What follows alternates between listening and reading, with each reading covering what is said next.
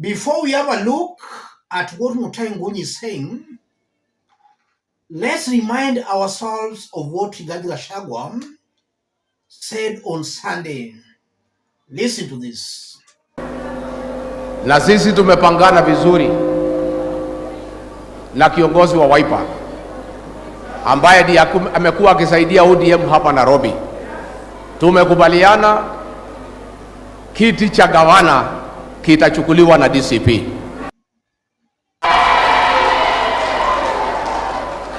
Kiti cha seneta kitachukuliwa na DCP. Kiti cha women rep kitachukuliwa na DCP. Tumekubaliana na Wiper kati ya viti 17 kati ya DCP na Wiper tutachukua viti 16,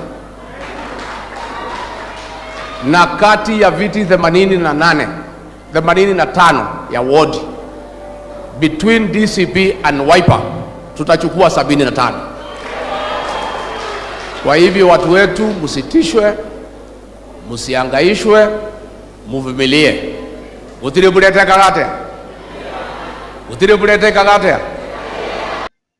Upon making those remarks, on the same day Kalonzo was speaking at a different function where he responded. Na wache hii propaganda kusema ati Wiper imeachia DCP vitu vyote Nairobi. You know, they have to try everything wagonganishe Kalonzo na Gachagua. Baitumu kwenda tukonganwa. Alamezi kana kebela kitu ikioza kwesela Gachagua kuko yote. That's how Kalonzo Musyoka responded to Rigathi Gachagua's remarks. From where I sit, I'm seeing a Kalonzo Musyoka who might be feigning ignorance. Is it that Kalonzo never knew of that deal, or is he just taking Kenyans for fools? Let's see what Itumbi shared out today on Rigathi's remarks. Dennis Itumbi is a non-William Ruto's ally. Dennis Itumbi, Kalonzo Musyoka was so shocked by Mr. Chuki Ukabila Man 1 remarks that he initially assumed it was pure propaganda. He simply could not believe that anyone would pick up a microphone and openly declare that Nairobi County seats should be exclusively zoned for one community, Kikuyus. It sounded too reckless, too irresponsible, too unbelievable. Most of us had to see the video, then look for the context to believe Mr. Chuki Ukabila Man 1 actually said it. So, when Kalonzo was briefed moments before speaking, he confidently dismissed the claim. In his mind, Mr. CUM1 could never have uttered what was being attributed to him. He took the microphone and rubbished it as propaganda, only for the clip to be played for him shortly afterwards. You can imagine his reaction as he shook his head, the disbelief, and yes, he said what you are saying to yourself right now. Huyu ni wazi. Good afternoon. Chuki Ukabila Man 1. Dennis Itumbi is defending Kalonzo. Itumbi is saying that Kalonzo was not aware of the deal Rigathi talked of. It's almost certain and very clear to me that Kalonzo was fully aware of that deal. Kalonzo is just too disparate for Rigathi Gachagua's endorsement, so he can go to any extreme length to accept any deal coming from Rigathi, provided Rigathi will support him for the presidency. And in our earlier analysis, I did state that this post by Dennis Itumbi might be an indication that Itumbi's team might be trying to use this event to cause further splits between Kalonzo and Rigathi Gachagua. And it can also mean Kalonzo might be warming to William Ruto's team. Hence the defense coming from a close William Ruto's ally. Things don't just happen in politics. They are well planned, well executed to achieve an objective. And this rare press coming from Dennis Itumbi might be signaling maybe a change of heart or a looming embrace of Kalonzo by William Ruto's team. What is Mutahi NGUNYI saying? Gachagua wants 16 out of 17 seats in Nairobi for Kikuyus. Then he wants 50% of government for Kikuyus. Ngilu has told Kalonzo that Rigi is unstable. The BBG coalition, broad-based government, has taken shape, ready for 2027. And Kalonzo is still romancing a cycle. Clever? Mutahi NGUNYI is just trying to highlight the remarks Rigathi made. The remarks made by Rigathi were very shocking. And I'm seeing some Kenyans now convinced that Rigathi might not be mentally okay. Recently, the way Rigathi has been speaking, he's showing signs of a person who is mentally disturbed.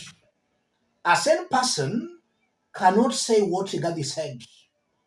Even an MCA cannot stand openly to say that my community, my tribe,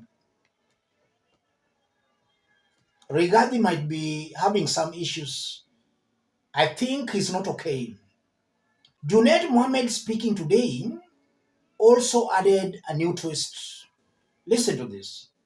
This election that has just happened, these by-elections that have just been concluded, Mr. Speaker, have confirmed also that in 2027, God willing, because we sat down as a team and we agreed that ODM is going to fill in Ugunja, Magarini, and Kasipul. And UDA will fill in Banisa and Mbere and Malava. We agreed as parties under the broad-based. I can see if we maintain this formula, 2027 will be a walk in the park. Let's put all that into perspective. If you are watching us but you have not yet subscribed, give the video a like. If you look at the whole thing, it's true that William Ruto ODM combination cannot be beaten by the opposition. I think we are now in agreement on that. Sometimes back when I was saying that, some here were saying I was mad. But as 2027 approaches, it's getting clearer and clearer. As long as Ruto and ODM works together, the opposition cannot beat Ruto.